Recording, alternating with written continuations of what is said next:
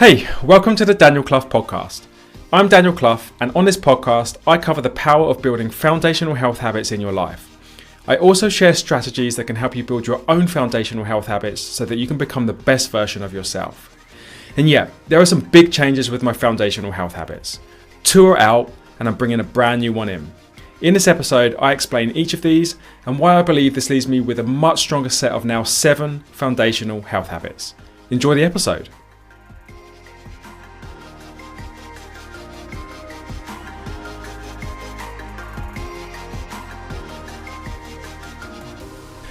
Today I wanted to bring you up to speed on 3 big changes I've made to my foundational health habits recently. And don't worry, this title wasn't clickbait. I am talking about big changes here. I've dropped 2 of my habits and I'm bringing in a brand new one.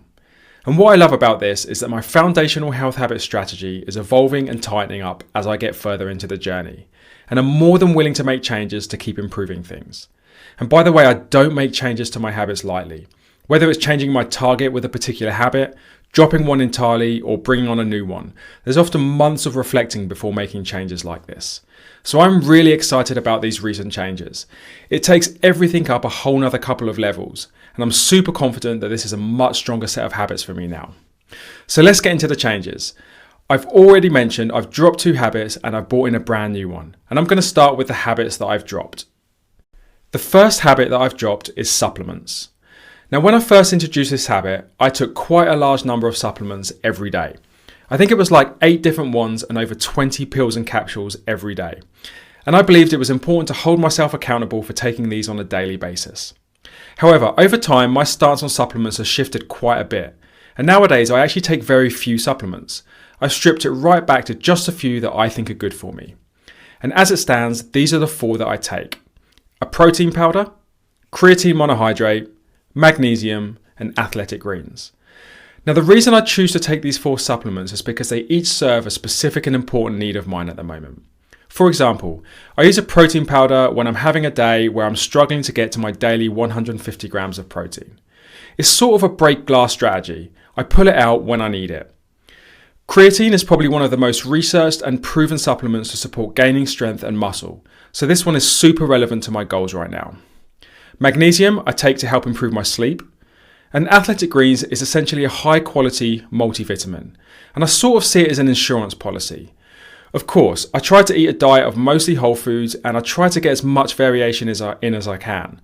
But knowing that I also get plenty of vitamins and minerals through supplementation, it just makes me more confident that I'm covering all of my bases.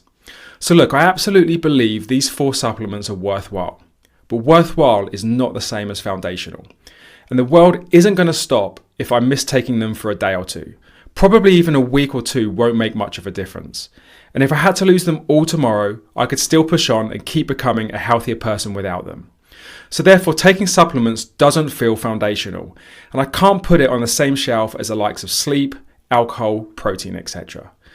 Now, I'll still aim to take my supplements daily, but I'm not going to track it every day, and I'm not going to stress if I don't manage it. And this means I'm going to remove supplements as a foundational health habit from now. So that's supplements. And now onto the second habit that I'm removing: intermittent fasting. This has been a hard habit to remove because it served me so well up until this point. And it served me so well for a couple of reasons. Firstly, it's helped me develop a healthier relationship with food. I'm now very self-aware and I'm very intentional with my eating, compared to a few years ago where I just unintentionally grazed throughout the day. I feel like I've taken back control of my relationship with food. Secondly, it's helped me better control my calorie intake. I've always been very indulgent when it comes to food. Once I start eating, I find it very hard to stop. So pushing out the first bite of food until the afternoon and making the eating window smaller, it's really helped me with this. And it's often been a difference between effortlessly being able to hit, say, 2,500 calories to easily blowing upwards of 3,000 or 4,000 calories. So you might ask, why the hell am I removing intermittent fasting as a foundational health habit then? Well, recently I've been fasting less anyway. Since I've become more focused on building muscle, I now choose to eat breakfast on weight training days so that I can have some food in me before a training session. And that means I've only been aiming for 80% consistency for the 18 or so days left in the month outside of that. And for the days that I'm not fasting, I find I don't have the problems I used to have. I can still maintain a very good relationship and discipline with food, and I'm pretty consistent with hitting my calorie goals on these days too. And you know what? I've started to really like having a whole food, high protein breakfast to kick off the day. So much so that I've been finding myself wanting to do that more than 20% of the time on those 18 days or so I'm supposed to be fasting. So I figure, why keep sticking to this as a foundational health habit when it's not actually solving a problem for me and if it's not critical to improving my long-term health? Now, I want to make it clear, by removing intermittent fasting as a health habit, that doesn't mean that I won't ever intermittently fast again. Sometimes it's nice just to get going for the day and not to have to worry about food. And now and again, it's just a nice flex to remind my body that I'm in control. It's also a great tool for when you know you're eating out at a restaurant or if you have a high-calorie dinner ahead of you. It's a great damage control strategy. So I'll still intermittently fast from time to time. I'm just happy to be a bit more flexible with it nowadays. And I'll actually expect I'll probably end up fasting maybe 2, maybe even 3 times a week going forward, even if I'm not tracking it. And of course, if I find myself going backwards on my relationship with food or in being able to stick to my calorie target for the day, I always have the option to bring it back in as a foundational health habit again. But I think I'm going to be okay. And at this stage, I just can't really justify it as a foundational health habit. It's more something that was important for me at one point in time and will continue to be useful as a tool when I need to use it. So that's it for the habits that are out: supplements and intermittent fasting. So what's the new habit? Welcome Whole Foods. I brought Whole Foods in as a new habit for February, and it's something I've been thinking about for a while now. There's just no question that ultra-processed foods are horrible for your health. In fact, the British Medical Journal did an umbrella review of 45 studies that looked at the relationship between ultra-processed foods and adverse health outcomes. And by the way, I'll link that umbrella review from the Medical Journal in the show notes. They found convincing evidence that supported direct associations between ultra-processed foods and higher risks of cardiovascular disease, type 2 diabetes, as well as anxiety and common mental disorders. And they also found highly suggestive evidence that linked ultra-processed foods to higher risks of incident all-cause mortality. That's basically fancy science speak for dying of pretty much anything. Type 2 diabetes, depressive outcomes, together with high risks of adverse sleep-related outcomes, wheezing, and obesity. So the huge and undeniable health benefits you get from eating a mostly whole food diet is in itself a cast iron reason for bringing it in as a foundational health habit. But I also know how I feel when I eat mostly whole foods. It's very tangible for me to see and feel. I feel lighter, leaner, less bloated, less achy, which probably means there's less inflammation going on, less tired, and I'm generally sharper in my mind too. I have less anxiety and I just feel in a better mood.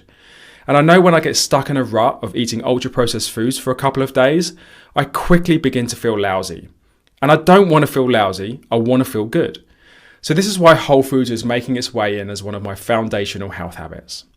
Now the goal I'm setting myself when it comes to Whole Foods is to have 80% of my calories be whole foods, allowing myself 20% leniency.